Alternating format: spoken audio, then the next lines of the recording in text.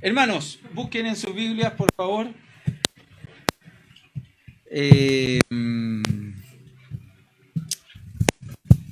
Primera de Timoteo, capítulo 3. Retomamos.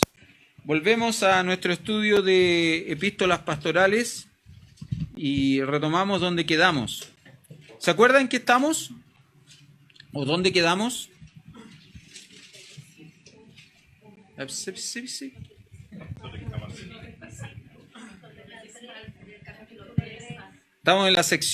Estamos en la sección de la iglesia, quienes componen la iglesia, ¿se acuerda? Hablamos de hombres que oran, mujeres piadosas, y ahora estamos en la sección, en la parte que habla de aquellos que son oficiales dentro de la iglesia. Y particularmente estamos hablando de los pastores capaces. Ahora, para que alguien pueda ejercer el oficio pastoral, según 1 Timoteo capítulo 3, no basta solo con el deseo. El que anhela obispado buena obra desea. No basta solo con eso, ¿no? Sino que aparte ese hombre necesita cumplir con un requisito particular. ¿Se acuerda que comenzamos diciendo eso? Hay un requisito particular que debe de cumplir. Debe ser un hombre irreprensible. Ahora, ¿qué es lo que determina que ese hombre sea irreprensible? Entonces, dijimos que a partir de la segunda parte del versículo 2 en adelante, se van a mencionar aquellas cosas o aquellas cualidades que conforman y aquí viene la palabra difícil, irreprensibilidad del pastor. ¿Sí? Usted entiende, ¿no? Lo que lo hace irreprensible. Hasta ahora hemos estudiado algunas de ellas. Dijimos tiene que ser marido de una sola mujer. Y ahí pusimos una pequeña condición, ¿no? Una sola mujer a la vez. ¿Podría ser un viudo? Sí. Sí. Vamos a dejarlo ahí para no enredarnos con el tema del divorcio, porque yo sé que ese es un tema complejo, ¿no? Es un tema complejo. Tiene que ser marido de una sola mujer. Dijimos que tiene que ser sobrio, ¿no es cierto? ¿En qué? En su conducta. Prudente en sus palabras. Decoroso en su vestir. Decoroso en su vestir. Hospedador, vale decir, una persona que está dispuesta a abrir las puertas de su casa para recibir a otros. Sí, por la naturaleza del oficio, la casa del pastor es muy visitada. Ahora, no basta con que él sea hospedador, porque él podría ser súper hospedador y la suegra no. Sí. No, él tiene que ser hospedador, pero su familia también tiene que serlo. ¿Sí? Él tiene que ser un hombre capaz de recibir a otros, pero la familia también tiene que mostrar esa buena disposición, ¿no? Y por último dijimos, lo que hemos estudiado hasta ahora, que tiene que ver con la cualidad puntual y particular del oficio pastoral. Apto para enseñar. ¿Sí? ¿Se acuerda que dijimos que en el listado que va del 2 al 7 hay mucha similitud con el listado para el siguiente oficio, que son los diáconos, que va del 8 al 13? Pero hay una cualidad que no aparece en los diáconos, que no es exigible para los diáconos, que tiene que ver con esto, con la aptitud, no la actitud. Dijimos que la actitud era la motivación, el deseo. La aptitud es la capacidad. Alguien puede tener todo el deseo, toda la motivación y no tiene la capacidad. No puede ser. Entonces, apto para enseñar significa básicamente que él tiene la capacidad de transmitir las verdades de Dios a la congregación que está dirigiendo. Es eso básicamente. ¿Por qué? Porque la principal labor de un pastor, hermano, y quiero insistir con este concepto, la principal labor de un pastor es cuidar a la congregación por medio de la enseñanza bíblica. No es la visitación, ¿sí? No es el cuidado de los jardines, no es la mantención del templo, no es ser el 107 cristiano. ¿Se acuerda que hablamos del 107 cristiano, no? ¿Sí?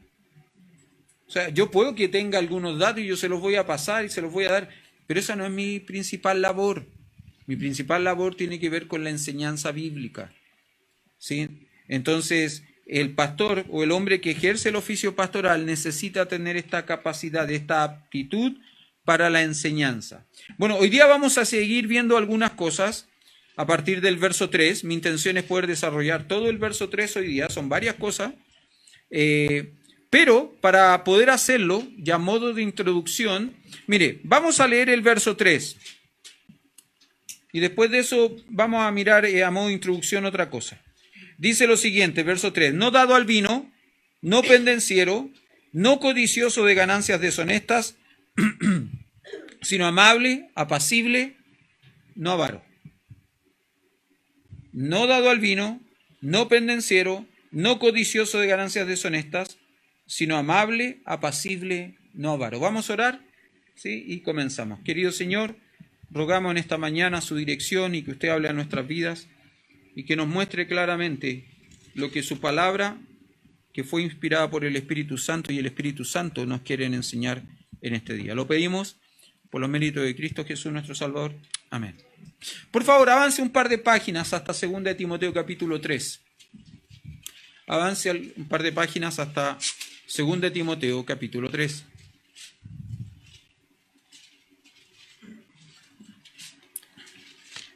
Y a modo de introducción del estudio esta mañana, simplemente déjeme citar estos textos, desde el 1 hasta el verso 5. Dice lo siguiente: también debes saber esto, que en los postreros días vendrán tiempos peligrosos.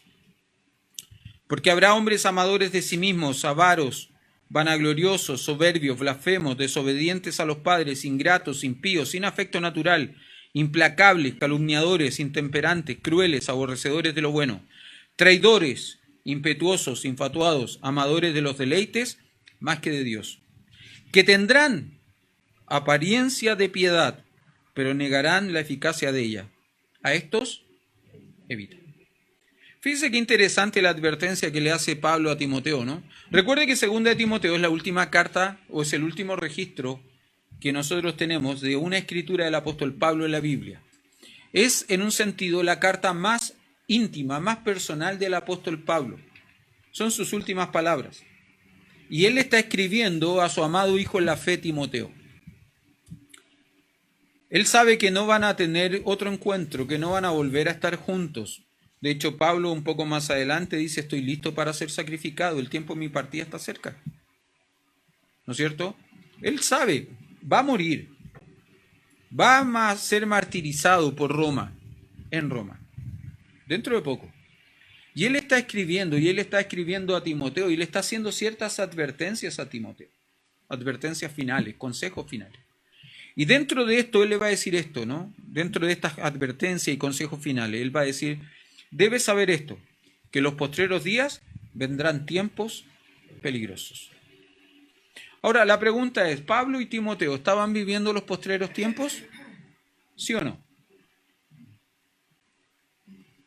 ¿Qué cree usted? ¿Pablo y Timoteo vivían los postreros tiempos? ¿Sí o no?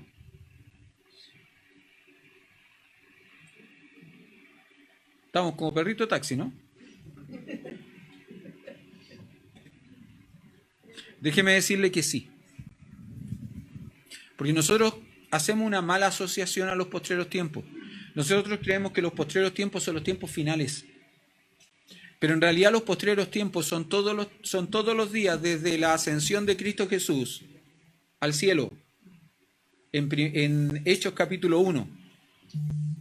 Desde ese momento en que el Señor Jesucristo asciende al cielo, empiezan a correr los postreros tiempos. Por lo tanto, desde Hechos capítulo 2 para adelante, todos son postreros tiempos. ¿Sí? ¿Pablo y Timoteo vivían los postreros tiempos? Sí, porque él está escribiendo años después de eso, ¿no?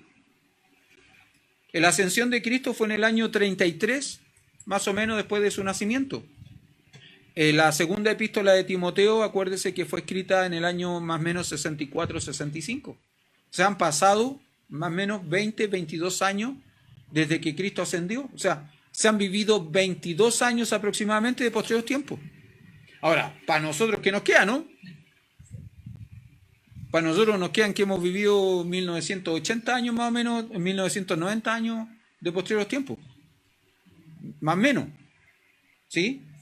Ahora, ¿qué es lo que dice Pablo? Le dice a Timoteo, mira, los postreros tiempos, en estos días que tú estás viviendo, serán tiempos peligrosos. ¿Por qué razón serán tiempos peligrosos? Porque habrá hombres amadores de sí mismos. Y empieza a describir una serie de cualidades que tendrán estos hombres. Así como en 1 Timoteo capítulo 3, verso 1 al verso 13, se describen primero cualidades que deben demostrar quienes ejercen el oficio pastoral y luego quienes ejercen el oficio de diácono. Ahí hay cualidades. Aquí también Pablo describe las cualidades de estos hombres, amadores de sí mismos, que vivirán en estos tiempos peligrosos que son los postreros días, o los postreros tiempos.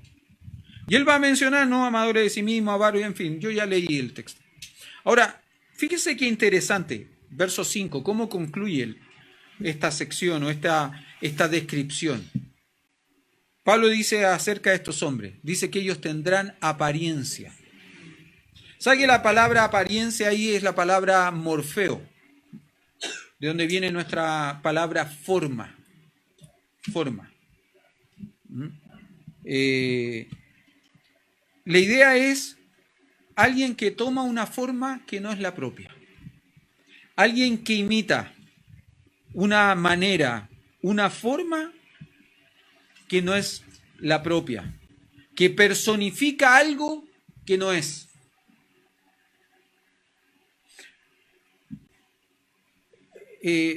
No sé si le ha pasado, ¿no?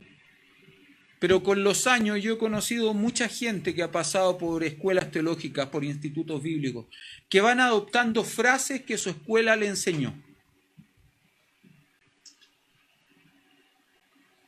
Eres de gran bendición para mi vida. No, es que él pasó de muerte a vida, hasta que las redes se llenen. Una más antigua de nuestra época, ¿no? Palo y a la bolsa. Frases, ¿no? Hasta que las redes se llenen. Pero nadie sabe que él es un cristiano porque no le predica el evangelio a nadie. Y así las redes no se van a llenar. Eres de gran bendición para mi vida. Pero haces todo lo contrario que aquella persona que te bendice. Todo lo contrario. Vamos adoptando formas. Vamos asumiendo declaraciones, como si eso nos hiciera más espirituales.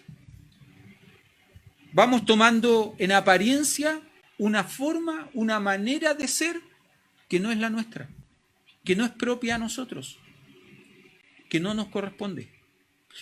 Pablo le dice a Timoteo, mira, estos hombres que vivirán en estos tiempos peligrosos y que harán que el tiempo sea peligroso porque ellos estarán presentes en ese tiempo, tendrán apariencia, tomarán una forma que no es. ¿Una apariencia de qué? De piedad. De piedad. ¿Y qué significa piedad? Básicamente de devoción. Personas que irán por la vida santos cuando en realidad son santurrones. Usted sabe que hay una diferencia entre un santo y un santurrón.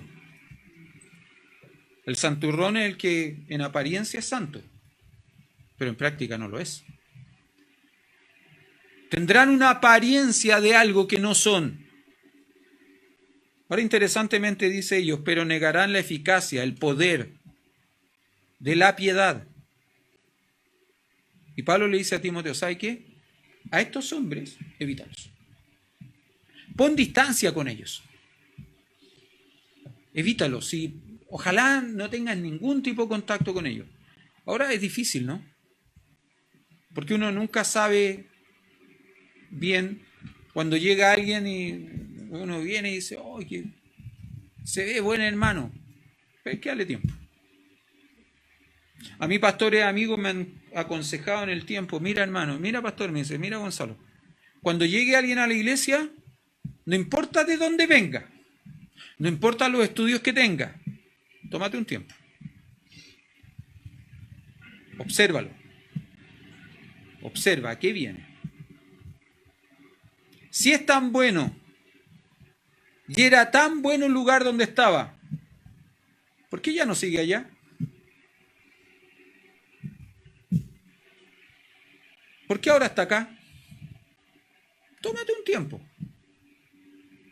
Tómate un tiempo. Y ¿sabe qué? Ha sido bueno hacer eso. Ha sido bueno hacer eso. Para no cometer errores. Por eso que Pablo le dice a Timoteo, mira, estos hombres se evita. Porque ellos ellos aparentarán algo que no es, pero con sus actitudes, con sus acciones, terminan negando la piedad, la devoción, la eficacia. Porque, hermano, déjeme decirle una cosa, cuando usted pasa tiempo en devoción con el Señor, cuando usted pasa tiempo diario con el Señor, eso se nota. Eso se nota, eso es inevitable. Me acuerdo un hermano que vino a dar un estudio de matrimonio a Palabra de Vida hace algunos años atrás, hermano de apellido, se llama Esteban Corbalán, un hermano del norte de Argentina. Y él hablaba de esto, ¿no? Y él decía, no, yo cuando tengo tiempo devocional con mi Señor se nota, y mi señora lo nota, y cuando no tengo también se nota, porque ando más enojona, ando más cascarrada, y empezó a mencionar todas aquellas cosas, ¿no? Y dijo, cuando ando así, ¿sabe lo que hace mi señora? Pesca mi hojota, las chalitas con las que uno se levanta, ¿decía? Y los tira debajo de la cama, bien adentro. Entonces él decía, ¿no? Y cuando yo le preguntaba a mi señora, ¿dónde están las hojotas? ¿Qué sé? Le decía, ¿revisaste debajo de la cama? No, anda a revisar. Entonces yo iba y me tenía que arrodillar al lado de la cama a buscar la hojota, y cuando yo estaba ahí mi señora me decía, ya, entonces ahora ponte a orar. Y me obligaba a orar, pues. Y mi ánimo cambiaba. O sea, ella sabía que yo no había hecho mi devocional, entonces me mandaba a orar de esa manera. Esa era la técnica que tenía. Así que cuidado, hermanos, cuando pierdan la hojota, ya saben, la chalita, ya saben por qué. ¿No es cierto? ¿Por qué? Porque bueno, cuando uno pasa tiempo en la devoción, eso se nota. Eso se nota. ¿Por qué estoy haciendo esta introducción? Porque creo que es bueno tener esto en mente a partir de lo que vamos a estudiar hoy día en el verso 3 del capítulo 3 de 1 Timoteo. Las cualidades que debe tener este hombre. Primero dice que no debe ser dado al vino. Algunos han entendido esto como una prohibición expresa a que el pastor pueda beber algún tipo de bebida alcohólica. Quiero ser honesto con usted, yo no creo que sea una prohibición expresa eso. ¿Sí? Yo no creo que Pablo, al decir que no debe ser, inspirado por el Espíritu Santo, al decir que no debe ser dado al vino, esté diciendo que no se puede beber algo. De hecho, Pablo a Timoteo le da un consejo, un par de capítulos más adelante, ¿no? Capítulo 5, verso 23. Mire lo que dice en el 5:23. Le dice Pablo a Timoteo, ya no bebas agua, sino usa de un poco de vino a causa de tu estómago y de tus frecuentes enfermedades. Ahora, ¿qué es lo que le está diciendo Pablo? Y hay que entenderlo en el contexto histórico, hermano. Usted entiende que en el contexto histórico no había agua potable. Y en aparentemente, Timoteo sufría de constantes malestares estomacales. Y si el agua no era potable, él tomaba un poquito de agua, se volvía a enfermar. Por ejemplo, yo sé que varios hermanos que estuvieron en Palabra de Vida en los primeros años del campamento, cuando en campamento se cocinaba con fogón, con leña, se lavaban los platos en el canal y se tomaba agua del canal, ¿no? Que se trataba de purificar. Muchos de los hermanos que estuvieron en esos años hoy día tienen una bacteria en el estómago que cada cierto tiempo se va reactivando. Pastor Alejandro Bravo en Rancagua tiene esa bacteria.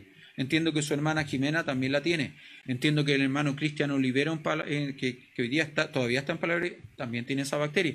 Y así varios tienen esa bacteria. ¿Producto de qué? De tomar el agua del canal. ¿Sí? Bueno, imagínense si eso pasa en este tiempo. En el primer siglo pasaba con mayor frecuencia. Entonces Pablo, ¿qué es lo que le dice a Timoteo? Mira, a causa de tu malestar estomacal, no tomes agua. Toma un poco de vino, pero un poco. No, Pablo, es que tenía mucha sed, le decía a Timoteo, ¿no? Tenía sed de un chuico de 5 litros. Creo sinceramente, claro, un chimbombo. ¿Ah? Creo sinceramente que Pablo no está haciendo una prohibición expresa a que no se puede beber un poco de vino. Pero Pablo está diciendo lo siguiente: cuidado, no te sientes a la mesa solo a beber, al punto de que no te puedas parar de la mesa porque te emborrachaste. Cuidado con eso. Hermano, déjeme decir que a causa de esto, del no dado al vino, de pronto de interpretaciones extremas, se ha llegado a situaciones tan, perdón que lo diga de esta forma, tan ridículas como que la cena del Señor se haga con Coca-Cola o con Fanta. No, porque como el vino, no. Hermano, la Escritura habla del jugo de la vid, jugo de uva. No habla de otra cosa. Y me va a disculpar, pero en algún momento en nuestra cultura, lo único que tuvimos que era jugo de la vid era vino. No tuvimos otra cosa. Pero yo conozco de iglesias donde por llevar estos extremos, celebraron la cena del Señor con Coca-Cola, con Fanta, más antigua, ¿no? Con jugo Yupi, y no de uva. Yo agradezco al Señor que en este tiempo tenemos estos jugos que hay con sabores y hay jugo de uva. Me acuerdo que antiguamente había uno, el AFE, que era el que nosotros usábamos originalmente. Se dejó de comercializar ese jugo en ese sabor. Porque era el único la iglesia era lo único que compraba el jugo AFE de uva. Se dejó de comercializar. Yo recuerdo que en una ocasión a Pastor Andrés, a mi cuñado, muchos años atrás, le invitaron a predicar a una iglesia y le dijeron si él podía oficiar la cena del Señor, por ejemplo. Porque esa iglesia no tenía pastor y dijo que sí. Entonces me invitó a mí, invitó a otro hermano. Era la iglesia donde asistía mi papá. Y partimos. Y cuando llegó el momento de servir la cena del Señor, en esa iglesia tenían la costumbre, y yo lo sé porque mi papá lo hacía, compraban el vino, lo hervían para sacar el alcohol y no es que sirvieran navegado, porque no, sino que hervían el vino y ya cuando estaba frío lo llevaban, ¿no es cierto?, y servían. Yo me acuerdo que el hermano que fue con nosotros se ofendió. Se ofendió. Y salió del templo enojado, en medio de la cena del Señor. Porque estaban sirviendo la cena del Señor con vino, que no tenía alcohol ya. Y me acuerdo que en ese tiempo andábamos en micro, y cuando nos subimos a la micro, Andrés le preguntó a este hermano: ¿por qué te saliste? No, pero ¿cómo es posible que estén sirviendo la cena del Señor con vino? Me acuerdo que desde que nos subimos y nos sentamos en esa micro hasta que nos bajamos en Recoleta, lo fue retando. El pastor Andrés al hermano, ¿no? Porque era una falta de respeto. Era una falta de respeto, no de la iglesia, sino hacia las iglesias, hacia los hermanos. Hermano, insisto, no creo sinceramente que sea una prohibición absoluta, pero sí es un buen consejo.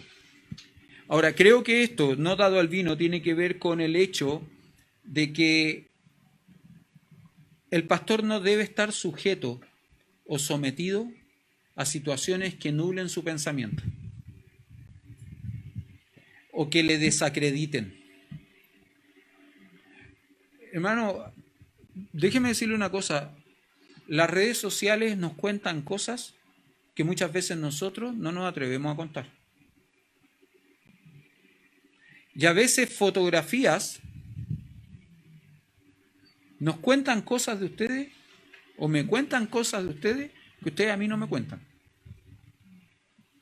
Fui a tal lugar, hice tal cosa,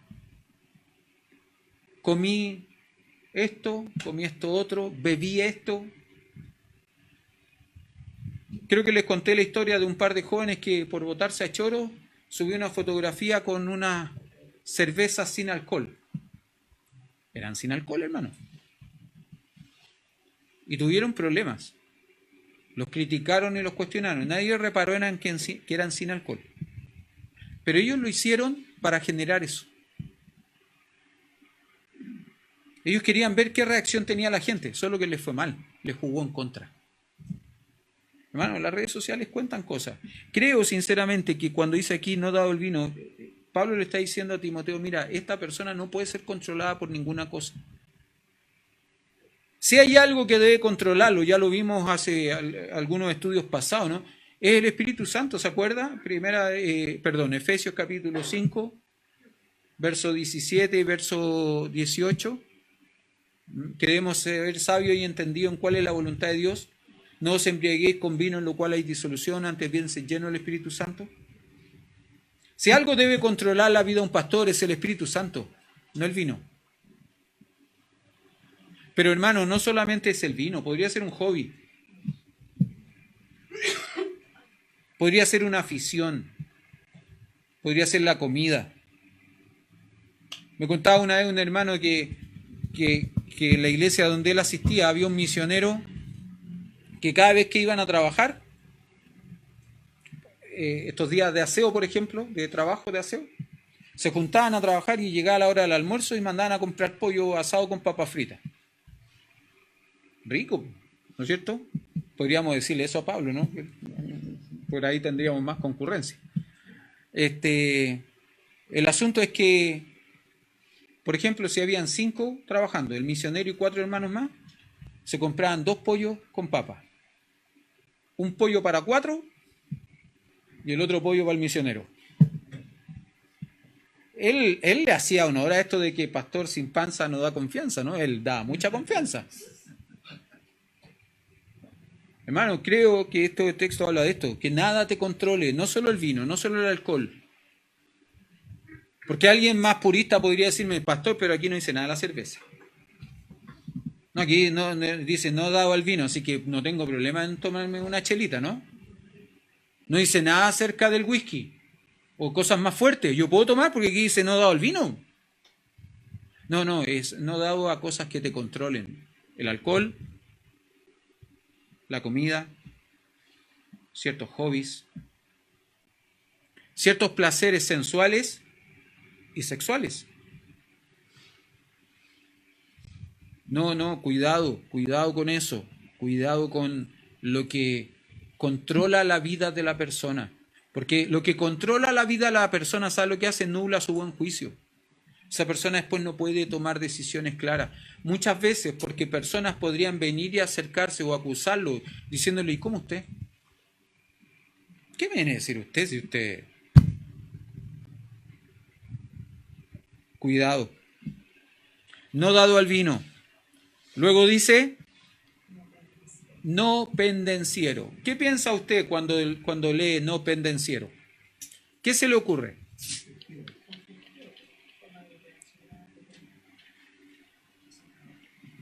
¿Escucharon? Más fuerte para que se escuche ya. Una persona no conflictiva, que reaccione con calma, con amabilidad, dependiendo de la situación. Bueno, literalmente no pendenciero sería una persona que no debe ser una persona que busca la pelea. No una persona confrontacional en extremo. Mire, hermano, hay situaciones en las cuales uno tiene que ser confrontacional. Y uno no las puede pasar, no las puede dejar pasar. Pero no puede ir uno buscando la confrontación siempre. Le decía, lo compartía con los alumnos en la facultad, le decía lo siguiente a los alumnos, uno debe saber elegir sus peleas. Hay peleas que uno tiene que dar, hay peleas que no tiene que dar. ¿Qué las pasa nomás? No pendenciero hace mención a eso. No debe ser una persona que busca la pelea o la confrontación. Debe saber elegir sus peleas. ¿Sabe? A mí me llama la atención que hay personas que están dispuestas a pelear con otros por convicciones prestadas, por pensamientos y prácticas aprendidas. Lo vamos a ver un poco más adelante. No quiero entrar en confrontación con ustedes, ¿no? Pero cuando lleguemos a la sección de los diáconos, Déjeme tirar la pregunta así nomás al pasar, ¿no? ¿Mujeres pueden ser diaconisas? Sí, no y por qué. ¿Sabe que la mayor cantidad de respuestas que yo he escuchado a eso es no? ¿Por qué no? Porque así me lo enseñaron en mi iglesia. Sí, pero ¿qué dice la Biblia? ¿Qué dice la Biblia? No, es que las mujeres no deben estar al frente. ¿Y quién le dijo a usted que un diácono va a estar al frente? Es que las mujeres no tienen que enseñar. ¿Y quién dice a usted? Recuerde que dentro de los requisitos de un diácono no está la aptitud para la enseñanza. ¿No es cierto? No, es que no deben ser autoridad. ¿Y dónde dice la Biblia que un diácono es una autoridad? Lo que yo veo en la Biblia es que un diácono es un servidor. Y yo he llegado a esta conclusión, ¿no? Que la mayor cantidad de veces la prohibición para que una mujer sea diaconisa en una iglesia la imponen hombres que no están dispuestos a servir. O sea, son como el perro del hortelano. No comen ni dejan comer. Ellos no sirven y no dejan que mujeres que sirven, sirvan. Ahora, dejémoslo ahí, ¿no? Es un tema para unas semanas más, eso no viene ahora. Pero se imagina, no es que quiera buscar la confrontación con usted. ¿Qué es lo que estoy tratando de ejemplificar con esto? Que hay gente que defiende esas posturas y las defiende a muerte. Convicciones prestadas. Porque yo le digo, ¿qué? Aquí está la Biblia. Muéstramelo bíblicamente. Es que no sé. Pero ¿y quién le enseñó? Es que así lo aprendí en la iglesia. Siempre lo vi así en la iglesia. Así me lo enseñaron en la iglesia y yo no lo sé de otra manera porque eso es lo que yo siempre vi en la iglesia. Ok, sí, pero usted hace... Recuerde que hay una frase muy interesante y es que la Biblia determina lo que la enseña y lo que la iglesia enseña y no la iglesia determina lo que la Biblia enseña. Entonces, no confrontacional. No pelee por cosas que no sabe. No defienda cosas que no sabe. No es bueno, no es correcto. No se lave los dientes con cepillos prestados. No se lave los dientes con cepillos prestados. No pendencieros, ¿qué más dice? No codicioso de ganancias deshonestas. El gran predicador inglés C.H. Spurgeon, Charles Spurgeon, decía lo siguiente. Dijo en una ocasión lo siguiente: quien sirve a Dios por dinero, le trabajará a Satanás por un mejor salario. Y es verdad. Quien sirve a Dios por dinero, le trabajará a Satanás por un mejor salario. ¿Cómo se define codicia? Porque acá dice que no debe ser codicioso de ganancia deshonesta. ¿Cómo se entiende la codicia? ¿Cómo? Sí, tener y querer seguir teniendo. Iván. Deseo, sí, más allá de lo normal. Usted sabe que la codicia es, como palabra surge para definir una representación gráfica. En la antigüedad, los saqueadores llegaban a lugares donde había muchos tesoros, muchas cosas. ¿Y qué es lo que hacían? Con el afán de agarrar la mayor cantidad de cosas posible, generalmente metían sus manos, ¿no es cierto?, en los tesoros, y sus manos, metían sus manos hasta los codos. Hasta los codos. Y de ahí trataban de agarrar, ¿no? Agarrar y llevar para poder saquear y salir con eso. Entonces, ¿cómo definieron esa actitud de los saqueadores? Como codicia. ¿Por qué? Porque ellos metían sus manos hasta los codos. De ahí viene la palabra. La palabra define esa descripción gráfica. Pablo le dice a Timoteo, cuidado, el pastor no puede ser codicioso, querer acaparar más ganancias deshonestas. Ganancias deshonestas. ¿Se acuerda cuando hace algunos años atrás hubo colusión en este país?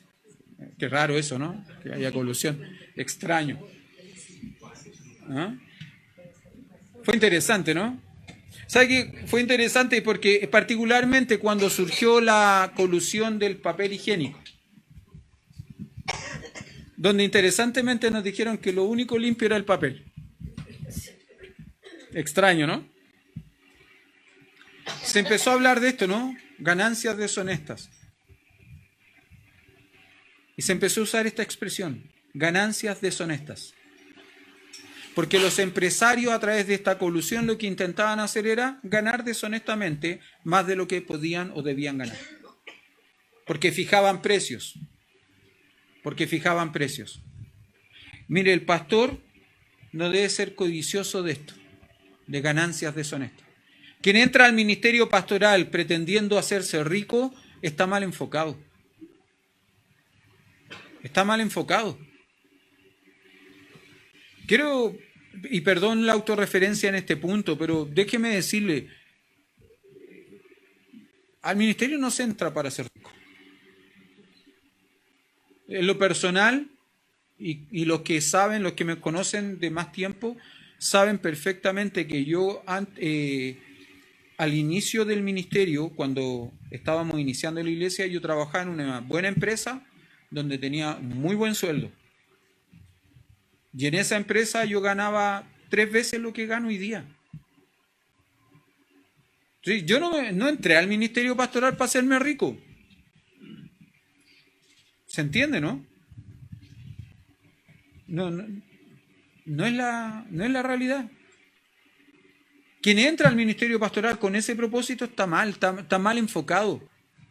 Está adorando a un Dios que no es el Dios de los cielos. Está adorando a Mamón, que es el Dios del dinero. Por eso que es tan peligroso el Evangelio de la prosperidad, hermano. El Evangelio de la prosperidad donde los únicos que prosperan son los pastores y las iglesias son cada día más pobres. Más pobres. Fíjese que interesantemente el apóstol Pedro, hablándole a pastores, justamente, reitera este concepto. Porque aparentemente en el primer siglo ya había gente que buscaba ganar o obtener ganancias deshonestas por intermedio del Evangelio. ¿Se acuerdan el libro de los Hechos? Cuando unos hombres vieron que Pablo y Bernabé, creo que es, tienen poderes para sanar y ellos vienen y le dicen, véndenos tu poder, para nosotros también hacer lo mismo. Mire lo que dice Pedro en 1 Pedro capítulo 5, verso 1 en adelante. Ruego a los ancianos que están entre vosotros, está hablando de los pastores, yo anciano también con ellos y testigo de los padecimientos de Cristo, que soy también participante de la gloria que será revelada, para asentar la grey de Dios que está entre vosotros, cuidando de ella no por fuerza, sino voluntariamente, no por ganancia deshonesta, sino con ánimo pronto. No miren la ganancia. Esa no es la actitud correcta. No miren la ganancia.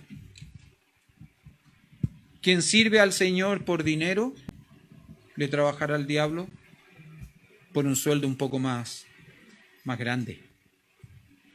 Yo creo que no es casual, ¿no? No es casual que Dios en su infinita sabiduría y omnisciencia, Él sabía cómo iban a ser estos tiempos, estos días. Él da este tipo de consejos.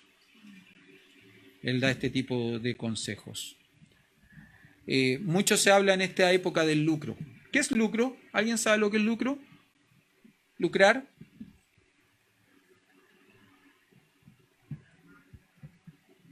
No te escucho de acá.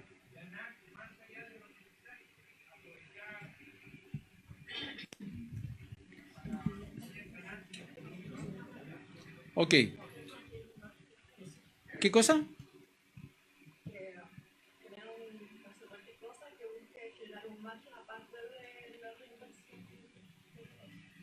En estricto rigor, hermano, el lucro no es malo. No es malo. En estricto rigor. Porque el lucro, como bien dice Salomé, es el diferencial entre lo que yo invierto y lo que yo gano. Es una ganancia. Usted hace negocios porque quiere ganar un margen, ¿no? Ese margen que usted gana se llama lucro. ¿Sí? Eso es. En estricto rigor, el lucro no es malo. ¿Dónde se ha desvirtuado este tema? En que hay ciertos negocios que generan lucros demasiado excesivos, que llegan a ser inmorales. O sea, cuando instituciones previsionales generan solo ganancias, ganancias, ganancias y entregan jubilaciones de hambre, algo anda mal. Iván, más fuerte sí, porque no te escucho.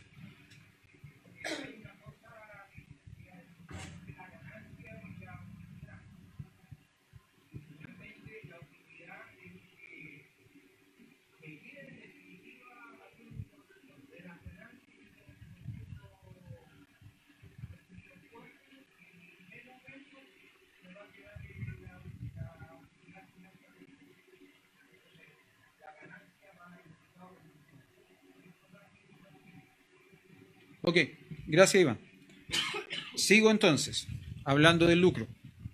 ¿Por qué estoy hablando del lucro? Por las ganancias deshonestas. Por las ganancias, sí, por las ganancias deshonestas. Bueno, la definición de un diccionario secular de lucro es que es la ganancia o el provecho que se obtiene de algo. Eso es. La ganancia o el provecho que se obtiene de algo. Y como les dije, déjeme decirle, el lucro en sí mismo no es malo. Pero hay cosas con las cuales no se puede lucrar. Con el Evangelio no se lucra. Definitivamente. Si hay algo con que no se puede lucrar, es con el Evangelio. Uno no entra al ministerio, insisto, por plata. En los años yo he aprendido un poco esto, ¿no? Jóvenes que entraron a estudiar al seminario, a una institución teológica, porque era una carrera barata, más barata que la universidad. Era una carrera más fácil de sacar, porque en las instituciones teológicas se tiene más misericordia del alumno que en una universidad. Y que, entre comillas, tiene un campo laboral asegurado. Pues siempre hay iglesias que necesitan un pastor. Siempre. Entonces, pero también aprendí esto, ¿no? Que jóvenes que entraron a estudiar a instituciones con eso en mente, ¿sabe qué pasó con ellos? Ni siquiera terminaron. Quedaron a mitad de camino. Porque su motivación, porque su deseo no era el correcto. No se puede lucrar con el Evangelio. No se entra al ministerio pastoral para lucrar. Esa sería una motivación equivocada. Y Pablo le dice a Timoteo, mira Timoteo, los hombres que tú vas a tener que ocuparte de establecer como anciano en Éfeso, recuerda, no deben ser dados al vino, no deben ser pendencieros y no deben desear ganar dinero de manera deshonesta. Sigue luego, ¿no? Fíjese qué interesante, porque lo hace a partir de un contraste, sino en contrapartida a estos hombres que son dados al vino, a estos hombres que son pendencieros, a estos hombres que desean la ganancia deshonesta, en contrapartida. Quien va a ejercer el oficio pastoral debe ser primero amable. Amable. Y la idea acá es que quien ejerce el ministerio pastoral debe saber escuchar. Quien ejerce el ministerio pastoral debe saber escuchar. Pero debe saber escuchar de manera sincera y debe saber escuchar de manera interesada. Debe ser alguien que se ocupe en la gente. La gente siempre quiere hablar. Siempre quiere hablar, siempre quiere compartir algo. Bueno, el pastor debe saber pasar tiempo con esa gente, escuchándoles, oyéndoles. La gente no debe dudar de la motivación del pastor. ¿Por qué me estará escuchando? ¿Por qué se interesa tanto en mí? ¿Por qué me pregunta tanto? ¿Querrá algo de mí? ¿Se acuerda de lo que hablábamos en 2 Timoteo 3:5? Que tendrán apariencia de piedad. ¿Será que este hombre en apariencia es piadoso? ¿Será que este hombre en apariencia es bueno? ¿Será que este hombre en apariencia se interesa y se preocupa por mí? Pero en realidad no está interesado en mí, sino en otra cosa.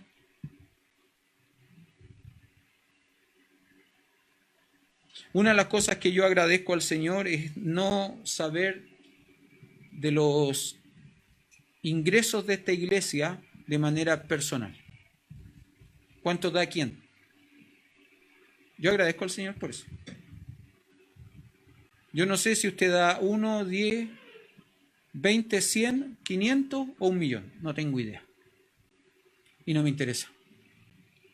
Porque yo no lo quiero mirar a usted en función de lo que da. Usted da mucho, así que lo cuido, pero es un chiche, ¿no es cierto? Es un jarrón milenario que no lo toco ni lo miro, no se me vaya a quebrar. Y al que da poco, al que da poco, no, mejor que no. Lo voy a tirar al piso. No. Amable. Debe ser alguien amable. Como dije, los miembros de la iglesia no deben dudar de las motivaciones del servicio del pastor respecto de la iglesia. El pastor debe saber escuchar aun cuando es criticado. ¿Usted sabía que a los pastores se los critica? ¿Sabía eso? No, no tenía idea. Si no, se lo cuento. Se lo cuento, a los pastores los critican. A los pastores los critican. A veces con mucha razón. Y otras tantas, sin razón. Y el pastor tiene que saber escuchar nomás. Sin enojarse, cuesta. Sin dolerse, cuesta. No es fácil, pero es lo correcto.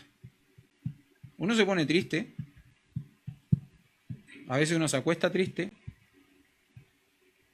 se levanta triste. No es fácil, pero es lo correcto. ¿Qué más dice aparte de amable? Apacible. El pastor debe ser un hombre de paz. El pastor debe ser un hombre de paz. Debe buscar mediar para lograr la comunión.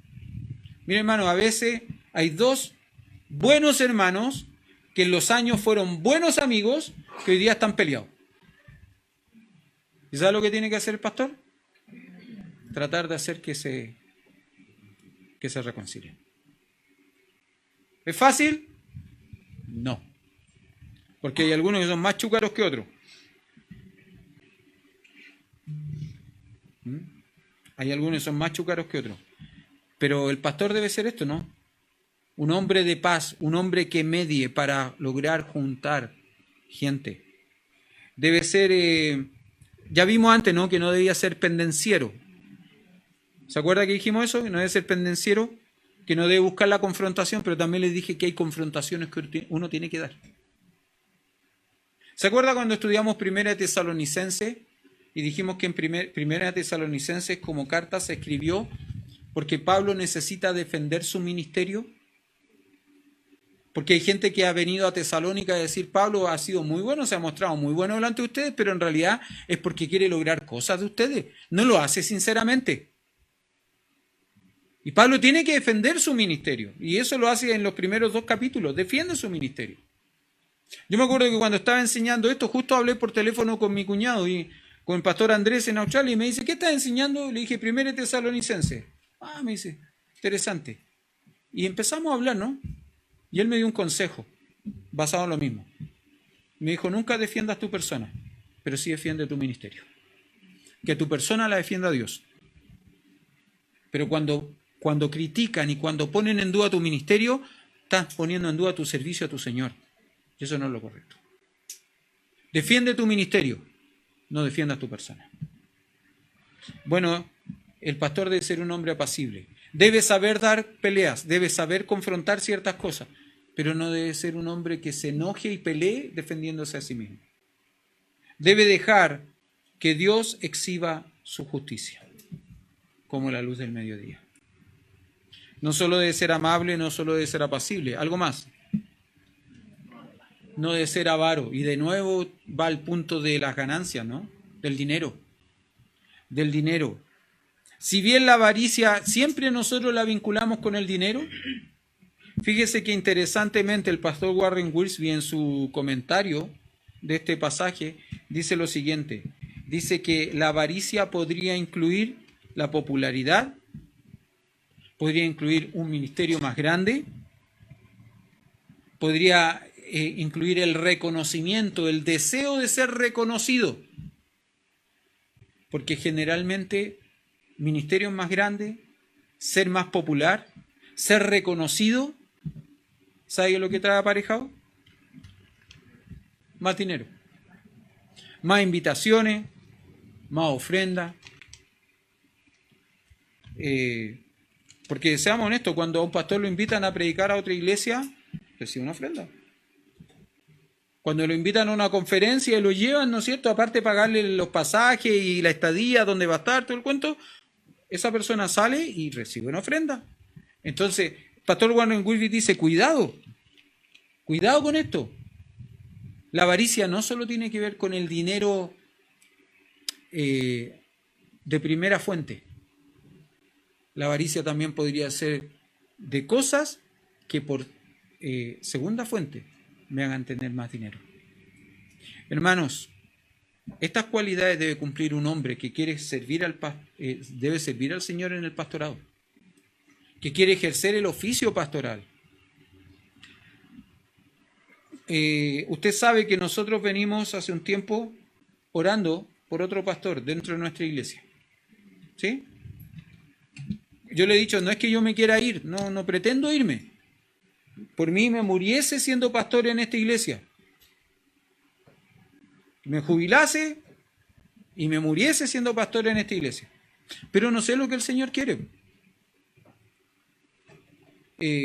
A veces pienso que esta iglesia no va a crecer más conmigo. Y es necesario que venga otro que la haga crecer. Y usted pensará que es extraño eso. No es extraño. En mi experiencia personal he notado que hay pastores que establecen iglesias, fundan iglesias, establecen grupos y llegan a un tope, a un límite. Y viene otro pastor a esa misma iglesia y la hace crecer explosivamente. ¿Cuál de los dos es el mejor pastor? Ninguno. Porque el que llegó después y la hizo crecer explosivamente, ¿sabe qué no podría hacer? Porque nunca lo ha hecho. Fundar una iglesia. Entonces, ¿ese que la hizo crecer es mejor que el que la fundó? No. ¿El que la fundó es mejor que el que la hizo crecer? No. Yo estoy orando porque venga un pastor que nos ayude a crecer. Que me ayude en el tema del ministerio pastoral. Pero quiero decir una cosa, hermano. Y por eso que me estoy tomando el tiempo de enseñar detalladamente las cualidades. ¿Sabe por qué? Porque yo no quiero que cuando venga una persona le elijamos, o le llamemos, le invitemos para ser pastor, porque es simpático,